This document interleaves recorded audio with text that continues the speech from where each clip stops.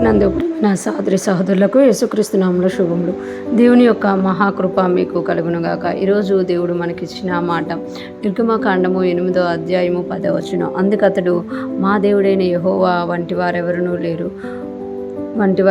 లేరు అని నీవు తెలుసుకున్నట్లు నీ మాట చొప్పున జరుగును. ఈ మాటలు మోషే గారు ఫరోతో చెప్తున్నట్టుగా మనం చూడగలం. ఎప్పుడైతే మోషేని దేవుడు ఏర్పరచుకొని ఇశ్రాయేల్ని విడిపించడానికి ఫరోతో మాట్లాడడానికి పంపించినప్పుడు ఫరో ఆ మాటల్ని అంగీకరించలేదు. నీ దేవుడు ఎవరో నాకు తెలియదు, నేను ఇశ్రాయేల్ను పంపించను అని చెప్పినప్పుడు మోషే ద్వారా దేవుడు ఆ ఐగుప్తు దేశంలో సూచక్రియలు చేసినట్లుగా మనము చూడగలం అనమాట. ఎప్పుడైతే కప్పలు అనే సూచక్రియ చేశారో ఫరో నువ్వు నీ దేవుడిని వేడుకో, నా ఇంట్లో నుండి కప్పలు పోయేటట్టు ప్రార్థన చేయని అన్న మాటను బట్టి ఇక్కడ మోషే గారు చెప్తున్నారు. అందుకు అతడు మా దేవుడైన యెహోవా వంటి వారెవరనూ లేరు అని నీవు తెలుసుకున్నట్లు నీ మాట చొప్పున జరుగును. అంటే నువ్వు ఏదైతే మాట చెప్తున్నావో కప్పలు నా ఇంట్లో నుండి వెళ్ళిపోతే, నా దేశంలో నుండి వెళ్ళిపోతే నేను నీ మాట వింటానని, నీ దేవుడిని సేవించడానికి మిమ్మల్ని పంపిస్తానని అన్నావో ఆ మాట చొప్పున నేను ఈరోజు నీకు ప్రార్థన చేస్తున్నాను. ఈ కప్పల శేషము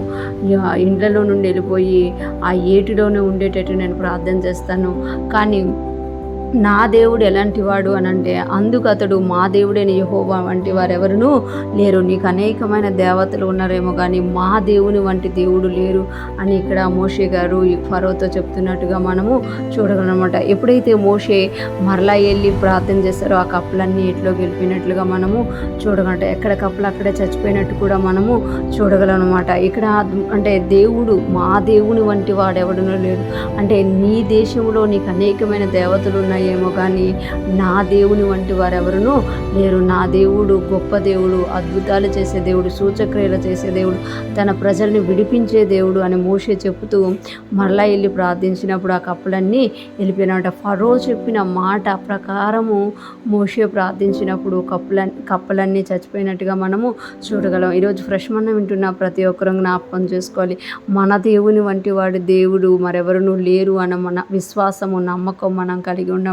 ఎందుకంటే ఈ లోకంలో దేవుళ్ళు దేవతలని పిలువబడుతున్న చాలా ఉండొచ్చు కానీ ప్రాణం ఇచ్చి వాళ్ళని ప్రేమించిన దేవుడు, మాట ఇస్తే నెరవేర్చే దేవుని వంటి దేవుడు ఇంకెక్కడ కూడా లేరన్నమాట. ఆయన మాట ఇచ్చారు అని అంటే ఆ మాట ఖచ్చితంగా నెరవేర్చే దేవుడుగా మన దేవుడిని చూస్తామన్నమాట. ఇక్కడ ఫరో ఎలాగైతే చెప్తున్నారో మనం కూడా అలాగా అనుభవించి చెప్పేవారిగా ఉండాలి అని దేవుడు కోరుకుంటున్నారు. ఈరోజు మనం ఎటువంటి పరిస్థితి గుండా వెళ్తున్నా దేవుడు ఆ పరిస్థితులన్నిటిలో నుండి విడిపించడమే కాదు, మన దేవుని వంటి దేవుడు లేడు అని మనము కూడా సాక్ష్యం చెప్పేటట్టు దేవుడు మన జీవితాల్లో కార్యం చేయబోతున్నారు. అటువంటి గొప్ప కృప మనందరికీ కలుగునుగాక. మన దేవుని వంటి దేవుడు మరెవరూ లేరు కనుక మనము మన దేవుణ్ణి ఆరాధిస్తూ స్తుతిస్తూ ముందుకు సాగిపోదుము గాక. ఆమేన్.